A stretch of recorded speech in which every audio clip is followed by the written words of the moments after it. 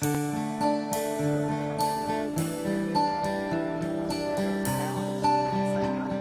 was on the 7th of February 2014 that we set out from Dunedin, New Zealand for a 3-week expedition to Antarctica. After registration and a quick familiarisation with the ship and safety procedures, we rehearsed evacuation drills, a practice that inevitably ends up with everyone doing the conga. It was a beautiful evening with even light, a great opportunity for our photographers, and surely a sign of things to come.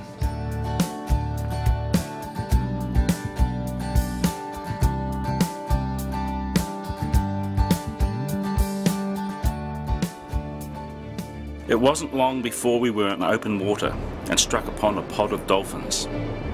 A majestic sight as they trailed the Orion, pacing beneath the waves, their symmetry and finesse a wonder to behold.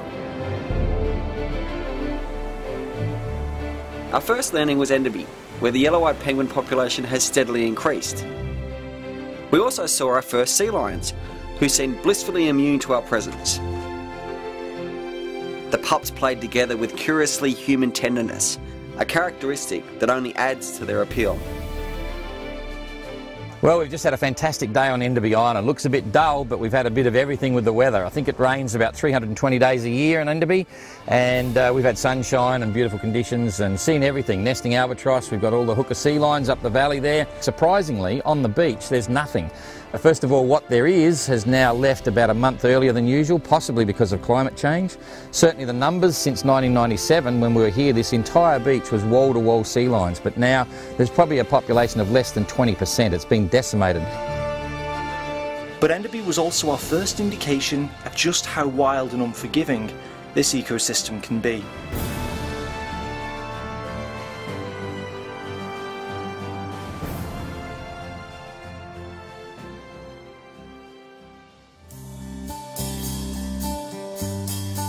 Enderby was really good today. We had a great time there looking at the yellow-eyed penguins and also the albatross and the seals. Scott and Shackleton's hut will be the pinnacle of our trip. If we can get into those huts and see a couple of bases like Scott's, it'll be fantastic. The next stop was Macquarie Island, punctuated by a tricky landing on rock melons and watermelons. It's an amazing wild desolate landscape here, and you think there's quite a lot of life, seals and seabirds and everything, but you realise it's such a harsh life. We've seen dead seals and skeletons around. It's a harshness combined with a lot of beauty.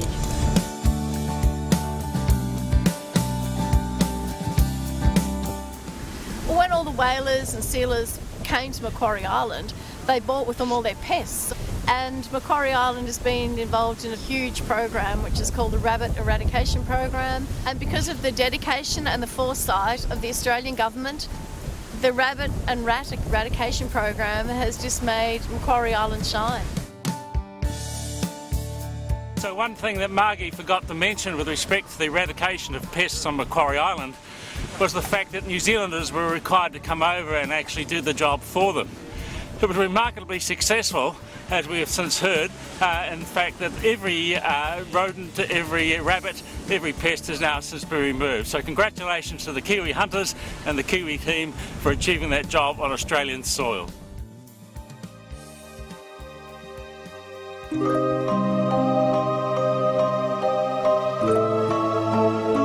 Our next stop on Macquarie was an enchanted visit to Sandy Bay, home of the king penguin, the most inquisitive of species who again share fascinating human tendencies. An inherent curiosity, a tactile gregarious nature, clumsy on land yet lithe beneath the waves. Penguins truly do have to be seen to be believed.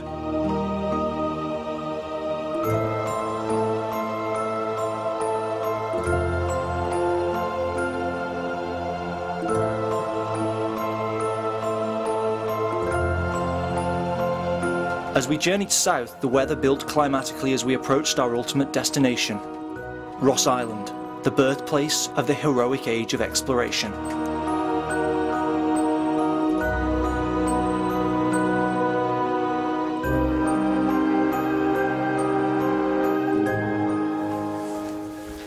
look up into this roof, the sleds, the journeys they've made, the places they've been, and the ambiance of the place and the feel and the emotion that evokes is really quite incredible. The work that's gone on here has been done in an absolutely superb way. It's not like a museum at all, you know, it's literally as if Scott and the boys have walked out. It's really just stunning, and this is my probably 8th visit here, and every time you come in it does the same thing. Quite amazing. It's simply a unique place on the planet. Nowhere else can you step back in time in quite the same way.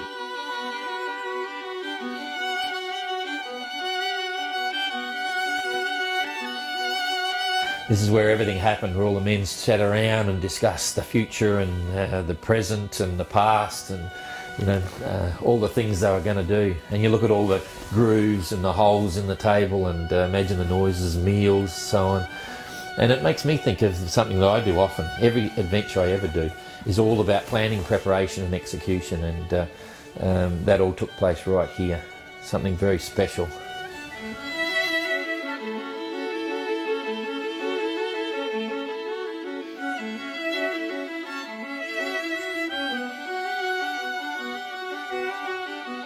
This part of Antarctica is one of the most historically important parts of the continent. It was from here that Scott and his companions headed off towards the South Pole. So emotionally, for many, many people, this is a significant part of the heroic age, almost mythical status now. It was simply an era without parallel. Men trying to manhaul about 1,500 miles in something like minus 30 degrees centigrade. It just defies belief. It's being here and seeing the conditions that they lived in and worked in, it's made me realise just a little bit more why this expedition in particular, amongst all those expeditions that have come to the continent, has been so inspirational to so many people.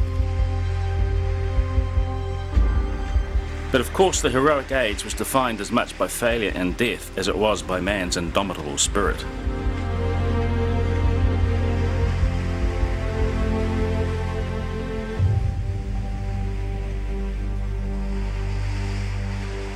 Unfortunately, our own efforts to land at Cape Royds proved futile. I filmed as the expedition team desperately tried to carve an inlet, but eventually accepted defeat, and we retreated to Orion.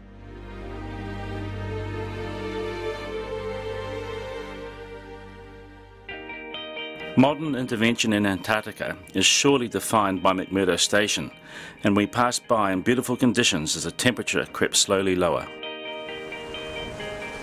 Next we passed Franklin Island. It was a clear evening, crisscrossed with tabular icebergs. Wonderful cold flat sea, wonderful sunshine on the mountains, and what more could you ask for? Antarctica. As one of the Zodiac skippers, I get to take people out in Zodiacs, and I can honestly say that this has been one of the greatest expeditions I've been on. There have been views and vistas on this expedition that rate as high as anything I've seen in a decade and a half of small ship cruising.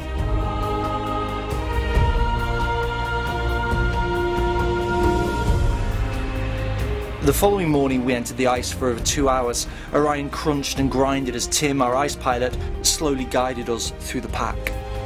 I think it's lovely. I can sit here in comfort and watch out, and it's just magic. And John and Chelsea are out getting cold, getting photos for me. It's amazing. It's the best. It's so good. Amazing, really. Never experienced anything like it before. Absolutely wonderful. Ice belongs in marker regions, period. Other than that, don't have anything to do with it. With a willful dismissal of any insurance liability, I was promptly sent down to the bow for some footage of Orion as she meandered, carving her way through the ice.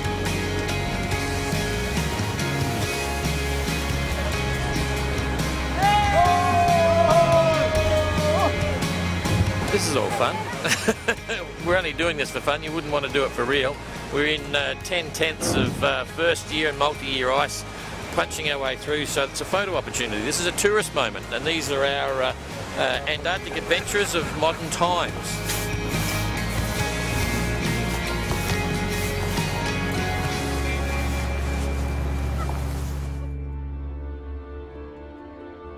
Our story wouldn't be complete without some reference to the temporary stall we experienced midway through the voyage. We have to assume that that's the reality. You basically prepare for the worst and hope for the best. This is the hub. This is the nerve center. This is where all the entire ship. This is where it happens. The Spirit of Enderby is just about to cruise past us. It's in very close range at the moment, and we're just waiting to start up the pony motors. So watch the space. So right we now, have some forward motion here. we have. Yeah, looks like it. Perfect. Oh, that's good.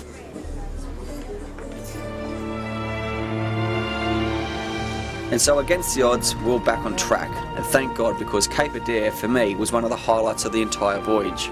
The mountain backdrop carved a jagged axis across the white landscape.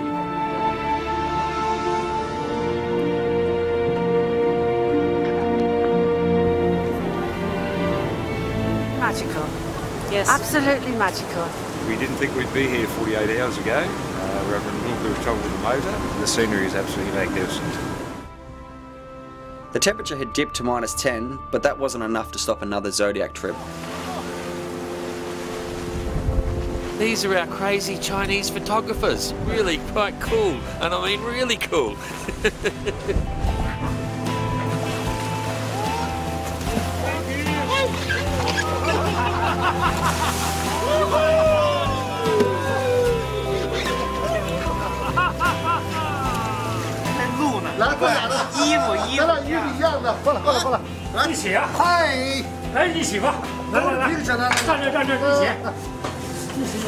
Very good.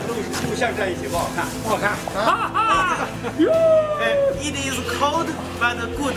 太棒了，让说中文说中文。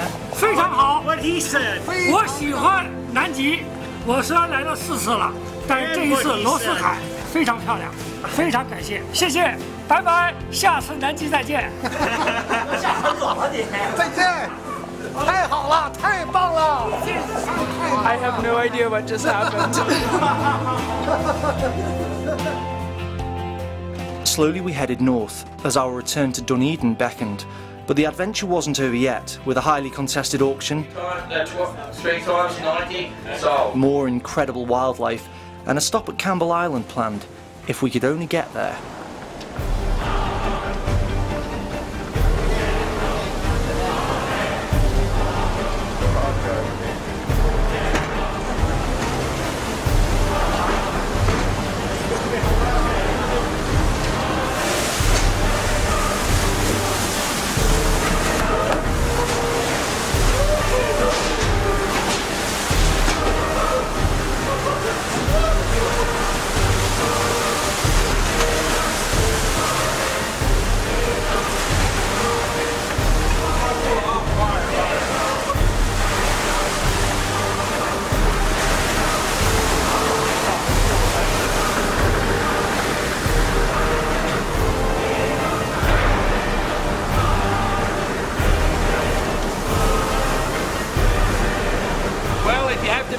Southern Ocean in a gale, this is the way to do it.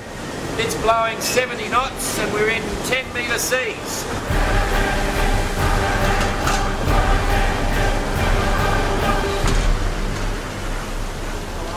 Sometimes you can be clever and work your way around these things, but this one ran all the way from Tassie to the bottom of New Zealand. 73 knots is borderline to a hurricane, so that's up there. By evening, the storm had abated, and we made the protective coast of Campbell Island. However, the inhabitants at Campbell were lacking in traditional southern hospitality.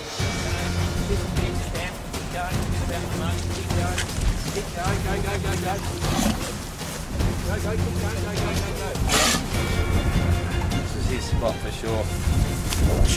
He's getting nasty, but think about heading back there in a minute. We'll just try and hold him here again.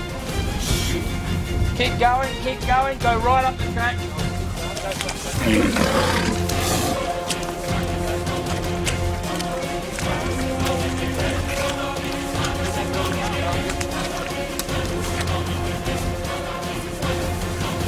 Gonna go that in.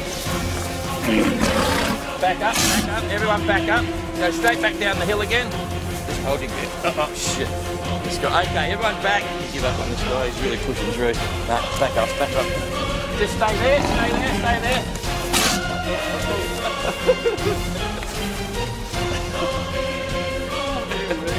I'm trying to get a relationship with him so he at least just focuses on me, and I've got to let him know he's boss, but I've got to be able to hold my ground a bit. I baited him before and dragged him right up the hill, but he came straight back again. So not sure what's going to happen to this last lot. Ahead of us, Alex and the rest of the long walkers had encountered less threatening residents. Back along the shore, the sea lions eventually lost interest, and we all made it safely back aboard Orion. As I write this, we are less than 24 hours from Dunedin. Our fellowship is coming to an end. It's been a trip that has challenged each and every one of us, and I like to think that as a union of some fairly remarkable individuals, we've been more than up to that challenge. It's an experience I will never forget, a phrase thrown around far too easily, and yet no other quite captures the essence of what we've accomplished in the past 21 days. The highs and lows weren't limited to the barometer, but hey, if it was ever going to be easy, everyone would be doing it.